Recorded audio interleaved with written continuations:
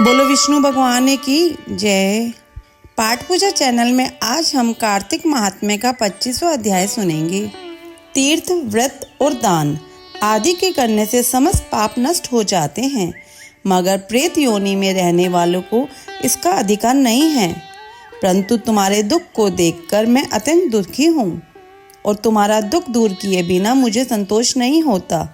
तुम्हारे पाप बड़े भारी हैं, क्योंकि यह तीनों योनियां बहुत बड़े पाप करने वालों को ही प्राप्त होती हैं, और प्रेत योनि तो थोड़े से पुण्य से नष्ट भी नहीं हो सकती।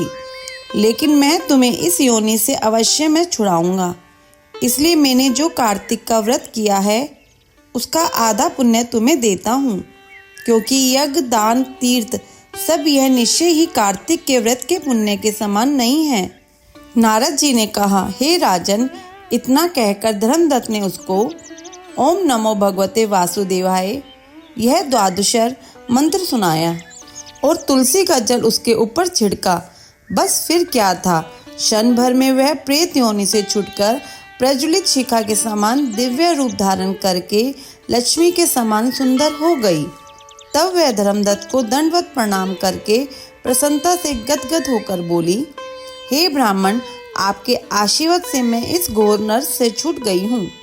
मुझे पाप सागर में डूबती हुई के लिए आप नौका के समान हैं।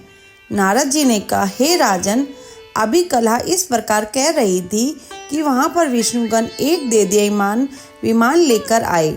विमान के द्वार पर अप्सराएं और गण बैठे हुए थे। धर्मदत्त ने उन सबको देखकर दंडवत प्रणाम किया। पुण्यशील और सुशील नामक भगवान विष्णु के गणों ने धर्मदत्त को अपने हाथों से ऊपर उठाकर उसका अभिनंदन करके उन्होंने कहा, हे द्विश्रेष्ठ, आप धन्य हैं, जो कि आप सदा भगवान विष्णु के व्रत, कथा और सेवा में लगे रहते हैं। आप सर्वदा दीन दुखियों पर दया करते रहते हैं। आपने जो अपने बाल्यकाल में पवित्र और शुभ कार्तिक व्रत किया था, आपने उसके आधे फल से कलह के पूर्व जन्म के एकत्रित पाप नष्ट कर दिए हैं। यही नहीं, आपकी कृपा से उसके सैकड़ों जन्म के पाप नष्ट हो गए हैं। आपके जागरण आदि के करने के पुण्य प्रभाव से आकाश मंडल से यह विमान आया है। हे ब्राह्मण, अब हमें इसे भांति भांति के भोगों से युक्त बैकुंठ में ले जा रहे हैं। आपके दान पुण्य के प्रभाव से, कार्तिक व्रत या तुलसी पूजा के प्रभाव से यह अब भगवान विष्णु के निकट रहेगी। आप भी इस जन्म के पश्चात अपनी दोनों स्त्रियों सहित बैकुंठ लोक में भगवान विष्णु के समीप रहोगे और मुक्ति प्राप्त करोगे।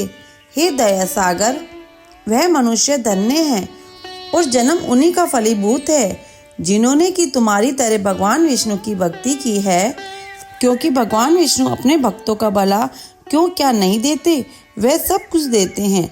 जिन्होंने प्राचीन काल में उत्तानपाद के पुत्र को ध्रुव स्थान में पहुंचाया, जिसके स्मरण मात्र से प्राणियों की सद्गति हो जाती है। प्राचीन काल में भगवान विष्णु केवल अपने नाम के स्मरण से ही ग्रह द्वारा पकड़े हुए हाथी को हस्ती योनि से मुक्त करके जय नाम देकर अपना पार्षद बना लिया। तुमने उसी विष्णु की सेवा की है। इसी से तुम अपनी दोनों स्त्रियों सहित 1000 वर्ष तक विष्णु भगवान के समीप निवास करोगे। जब तुम्हारा पुण्य क्षीण हो जाएगा, तब तुम पृथ्वी पर सूर्यवंश में अपनी दोनों स्त्रियों के साथ दशरथ के नाम से प्रसिद्ध राजा होगे, तथा यह कला तुम्हारे आधे पुण्य की भागीरथी होने के नाते तुम्हारी तीसरी भार्या होगी। भगवान विष्णु तुम्हारे पुत्र के रूप में तुम्हारे निकट रहेंगे और देवताओं का कार्य करेंगे। भगवान विष्णु को प्रसन्न करने वाले तुम्हारे कार्तिक व्रत से अधिक महत्वपूर्ण यहाँ दान, तीर्थ आदि और कोई भी नहीं है। हे दया सागर, तुम धन्य हो, क्योंकि तुमने जगत गुरु भगवान विष्णु को प्रसन्न करने के लिए कार्तिक का व्रत किया है, जिसके आधे पुण्य के फल की भागीरथी इस कला को इस समय हम अपने साथ विष्णु लोक ले जा रहे हैं। अध्याय संपूर्ण। अगर यह अध्याय सुनना अच्छा लगा हो तो इसे लाइक करके शेयर करें। चैनल पे नए हो तो सब्सक्राइब करें।